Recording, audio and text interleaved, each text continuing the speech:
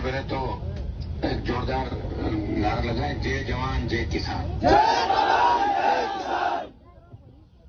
नौजवानों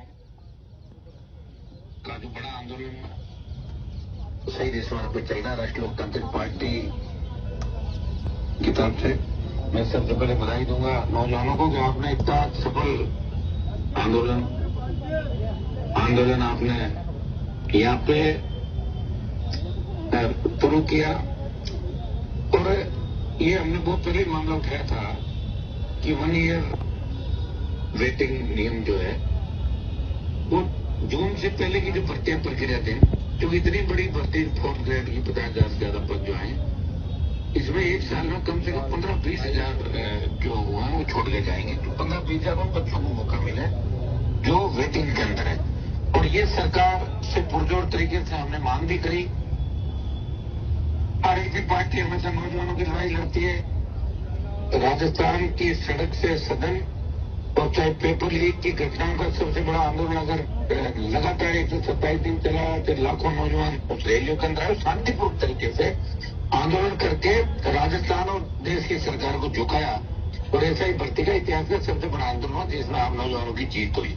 और paper leak की जो घटनाएं राजस्थान में हुई, अगर उन पर कहीं न कहीं अंकुश लगा, बंदिश लगी, तो आरएलपी के और नौजवानों को तो आंदोलन की वजह से, नहीं तो बीजेपी ने तो जो कांग्रेस सरकार में वादे किए थे, हम आएंगे पेपर माफिया को निकालेंगे, पाताल से खोद लेंगे, ये प्रधानमंत्री जी का नारे थे, वो सारे धरे रह गए। भजनलाल जी खुद कांग्रेस के नेताओं को बचाने में व्यस्त हो गए। इससे ज्यादा दुर्भाग्य नहीं हो सकता जब पहाड़ी खेत को खाने लग जाए, जब सीएम खुद ही इसके अंदर इनके लोग इन्वॉल्व हो जाए और ऐसे तमाम अधिकारियों की नियुक्ति हो जाए जो उस समय पेपर लीक की घटनाओं में कहीं कहीं छोटे मोटे तौर पे अच्छी जगह उनको पहुंचे, छोटे मोटे तौर पर इन्वॉल्व तक था। एसओजी के कई अधिकारियों के खिलाफ आंच आई जांच के अंदर, लेकिन उनको बचाया गया। तो ये सारा मिलाजुली का खेल राजस्थान के अंदर चल रहा है। और मिलाजुली के खेल को अगर कोई खत्म करेगा तो राजस्थान का नौजवान कमजोर नहीं है। वो राजस्थान का नौजवान और जैन जी जो हमारा आगे बढ़ रहा है, ये निश्चित रूप से राजस्थान में कांग्रेस बीजेपी के खिलाफ मोर्चा खोल चुका और अपना हक अधिकार की लड़ाई लड़ा। और उसी का परिणाम है कि आपने सबसे पहले या शहीद स्मारक की शुरुआत करी 1 ईयर वेटिंग भर्ती नियम लागू कराने की। मैं आपको विश्वास दिलाता हूँ कि इसके अंदर आपकी जीत कराएंगे, चाहे इस आंदोलन को कितना ही बड़ा ले जाना पड़ेगा।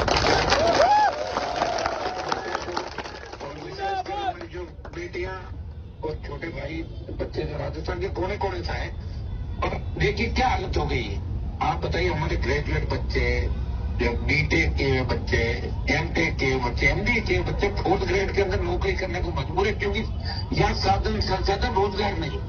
सारी किसानों की जमीन है, बड़ी कंपनियों को रेलवे, हाईवे, बड़ी कंपनियां, एलटीएसटी लाइन है, पावर ग्रिड, ये सारी जमीनें आपकी उपजाऊ जमीनें सरकार अधिग्रहण कर रही है, कुछ भी नहीं दे रही है, बाजार दर से कीमत भी नहीं दे रही है। भयंकर बेरोजगारी राजस्थान और देश में विकराल रूप ले चुकी है। अगर समय रहता आप नहीं जागे और थोड़े टाइम याद रखा फिर भूल गए, थोड़ा लालच किसी ने दिया वहीं चले गए, तो मुझे नहीं लगता कि आप बदलाव कर पाओगे। आने वाली पीढ़ी आपको माफ नहीं करेगी। उठो और मेरी ताकत को पैसा स्वाभिमान हमारा राजस्थान अगर है तो आप सब बच्चों को ये संदेश देना कि राजस्थान में हम थर्ड फ्रंट की ओर बढ़ेंगे। कांग्रेस बीजेपी के तमाम वरिष्ठ नेताओं का बहिष्कार करेंगे और हम अभियान चलाएंगे कि इनके कार्य में भी किए जाए। चैलेंज इसका भी अभियान आज भी राजस्थान में चलाएंगे। बहुत पूरी टीम जो यहाँ आंदोलन कर रही है, भाई जादू और इनकी पूरी जो हमारे आरएलपी की जयपुर की राजस्थान की टीम, जो नौजवान आंदोलन कर रहे हैं यहाँ पे, हमारे आरएलपी के नेता और सारे बच्चे की पूरा परिवार हमारा, और परिवार के साथ साथ आप सब बच्चे जो कहीं न कहीं मतलब इससे वंचित हो और आप अपने हक अधिकार की लड़ाई लड़ रहे हो, कोई नई लड़ाई नहीं लड़ रहे। अगर ये वेटिंग नियम जून से लागू नहीं करते तो उसकी लड़ाई नहीं लड़ते। जब जून के अंदर आपने प्रक्रियाधीन भर्ती की बात करी तो ये तो बहुत पहले से प्रक्रियाधीन थी और इससे बड़ी भर्ती राजस्थान में लंबे समय तक नहीं निकलेगी, नहीं निकली थी। इसलिए मेरा भजनलाल सरकार से ये आग्रह है कि आप बच्चों की सुधरे, इस आंदोलन को छोटा नहीं समझे। आरएलपी के नए आंदोलन की दस्तक है, बड़ा आंदोलन झेलने के लिए सरकार तैयार है। बहुत बहुत आपको बधाई, धन्यवाद। इसी तरह लगे रहे। हनुमान धन्यवाद।